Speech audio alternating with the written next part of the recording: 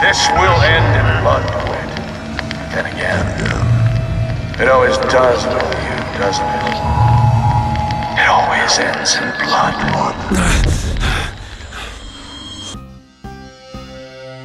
So my original plan was just to rent Bioshock Infinite, but I ended up buying it because although I waited for the Redbox ninjas to stock it for nearly an hour, I gave up, went to the local game store, bought the game, and went home only to finally find an email saying that the game I wanted was now in stock. Next time, Redbox ninjas. But I'm really okay with the fact that I paid a full $60 for this title though, because 1, I have credit cards my wife doesn't know about, and 2, art like this should be supported, and that's what this is. Not just a game, but art. Incredible art, in fact. The sort of art that spawns massive discussion, reflection, and introspection. I haven't seen an ending of a game discussed this much since Mass Effect 3, only this isn't hate-fueled, filling forums and forums with complaints, but rather filling forums with praise and discussion of the game's merits and its ramifications to the medium. Much in the same way Bioshock was just System Shock 2 underwater, this is System Shock 2 and Bioshock 1 in the sky. You have plasmids, only now they're called Vigors, you buy things from vending machines, you listen to audio logs, which is hilarious this time, because they're recorded on records, and somehow by the end of the game you're carrying around like 200 of them, like you're some hipster who's way into Final, but can't be bothered to give up the selection of an iPod. Only before you can say, gee, this is neat, but it's all entirely the same, I know, let's go find Lando Calrissian, the game slaps you in the face and says, of course it's the same, it's supposed to be the same. There's a narrative point to it being the same. Look, the shrine. It's a figure of Comstock now. And you go, holy shit, there actually is. See, there's a point to everything in this game. Every anachronism, every ridiculous gameplay feature, or mechanic. Somehow Bioshock Infinite is able to present itself as nearly flawless because it goes, what's that? A flaw?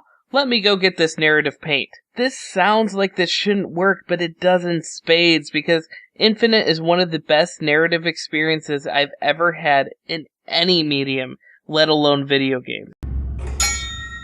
2 tickets for passage to the First Lady airship. Yeah, just a minute, friend. Yeah, I have it. How do you, want to proceed? In a bit of a rush, pal. You play as Booker DeWitt, who finds himself in a city in the clouds in 1912 that is a bit cross with him, seeing as he's their Antichrist. You're sent to rescue Elizabeth from a tower in which she is kept by her dad, Father Comstock, and... wait a second. Girl stuck in a tower, imprisoned by her parental figure to exploit her magical powers, but is saved by a rogue character? This is just tangled with racism. Well, yes, but it's more than that. See, the first quarter of this game feels like any other game. It's well polished, yes, but it's hard to get what all the fuss is about, and then it starts going off the rails and you're like, holy hell, this is what everyone is talking about. See, after that point, even the very conventional, predictable video game things all happen in such a wonderful, unique, and unpredictable way that you are blown away at every turn. And everyone who played Bioshock 1 might expect some sort of twist and might sit around trying to guess what it's going to be like the world's worst party game M. Night Shyamalan's. But even if you do guess the ending, you will be amazed in the way it comes about. It's so artfully and craftily delivered that your immediate reaction will probably be to turn around and start playing the game all over again. Those that love Bioshock 1 for the scares, though, will probably be a little disappointed. There are a couple areas of the game that are spooky in the Rapture sense. One particular cheap startle could serve as nightmare fuel for a rocket to Mars, but these actually feel tonally off.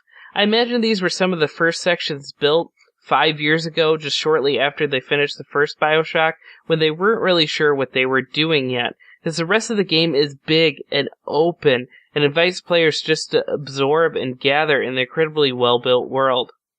There are many moments that are unlike anything I've ever seen before, but so many of them are off the direct path that it makes me fear that many players simply trying to charge through and beat the game as fast as possible will miss them completely and get a lesser experience.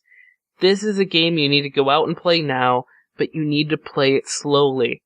Savor it like fine wine. Seriously, why the hell aren't you playing it right now? There's really something special about it.